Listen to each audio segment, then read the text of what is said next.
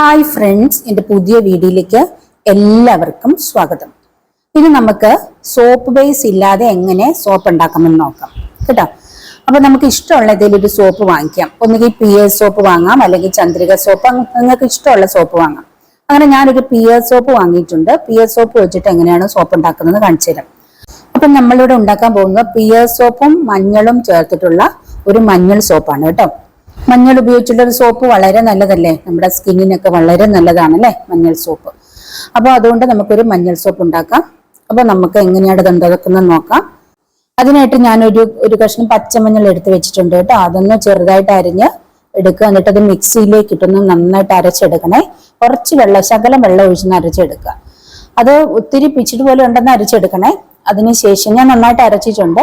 അതിലേക്ക് ഞാൻ കുറച്ച് പച്ചമഞ്ഞളിന്റെ പൊടി ഉണ്ടായിരുന്നു, മഞ്ഞൾപ്പൊടി, നല്ല മഞ്ഞൾപ്പൊടി, അതും കൂടെ നന്നായിട്ടൊന്ന് മിക്സ് ചെയ്ത് ഇളക്കി എടുത്തിട്ടുണ്ട് കേട്ടോ.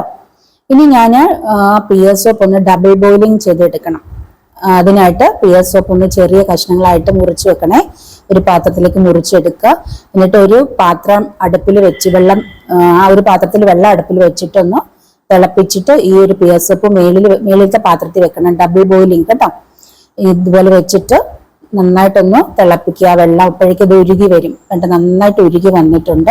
ഇത് ഒരിക്കലും നേരത്തെ നമ്മൾ ഇത് ഒഴിക്കേണ്ട മോൾഡൊക്കെ റെഡിയാക്കി വെക്കണേ. ഇത് പെട്ടെന്ന് കട്ടയാവും. അപ്പോൾ അതിലേക്ക് നമ്മൾ ആ മഞ്ഞളും കൂടെ ഒന്ന് ഒഴിച്ചു കൊടുക്കുക. കലക്കി വെച്ചിരിക്കുന്ന മഞ്ഞളൂടെ ഒഴിച്ചു കൊടുക്കുക. ഇത് പിയേഴ്സിന്റെ ഒക്കെ ഒരു മണം ഉള്ളതുകൊണ്ട് നമ്മൾ ആ മണത്തിനുള്ളത് ഒഴിക്കണം എന്നില്ല, ആവശ്യമുള്ളവർക്ക് ഒഴിക്കാം കേട്ടോ. അപ്പൊ ഞാൻ ഒഴിക്കുന്നില്ല. അപ്പം ഇത് നന്നായിട്ട് റെഡി ആയിട്ടുണ്ട്. ഇനി നമുക്ക് ആ മോൾഡിലേക്കൊന്ന് ഒഴിച്ചു കൊടുക്കാം.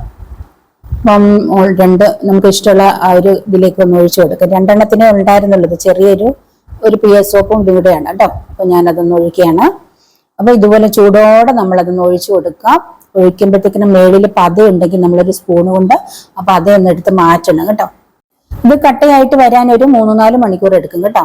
നമ്മൾക്ക് ധൃതിയൊന്നും ഇല്ലെങ്കിൽ അതൊരു ദിവസം അവിടെ ഇരിക്കുന്നതുകൊണ്ട് കുഴപ്പമില്ല. ഞാൻ ഒരു ദിവസം കഴിഞ്ഞാണ് എടുത്തത്. അപ്പോൾ നമ്മുടെ മഞ്ഞൾ സോപ്പ് റെഡി ആയിട്ടുണ്ട്. നമുക്ക് പെട്ടെന്ന് തന്നെ, വളരെ പെട്ടെന്ന് ഉണ്ടാക്കാൻ പറ്റും കേട്ടോ.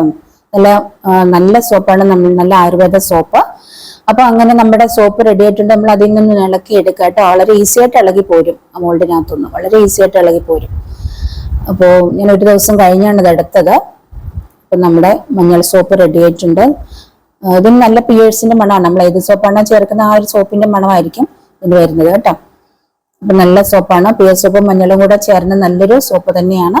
അപ്പൊ നിങ്ങൾക്ക് ഇഷ്ടമുള്ള രീതിയിലൊക്കെ ഒന്ന് ഉണ്ടാക്കി നോക്കുക കേട്ടോ.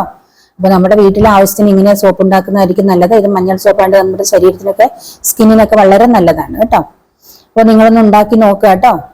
അപ്പോൾ എൻ്റെ ഈ വീഡിയോ നിങ്ങൾക്ക് ഇഷ്ടപ്പെട്ടിട്ടുണ്ടെങ്കിൽ നിങ്ങൾ ലൈക്ക് ചെയ്യുക, കമന്റ് ചെയ്യുക, മറ്റുള്ളവർക്കൊന്ന് ഷെയർ ചെയ്ത് കൊടുക്കുക കേട്ടോ. അപ്പൊ ഇനി മറ്റൊരു വീഡിയോയുമായി കാണുന്നവരെ ബൈ.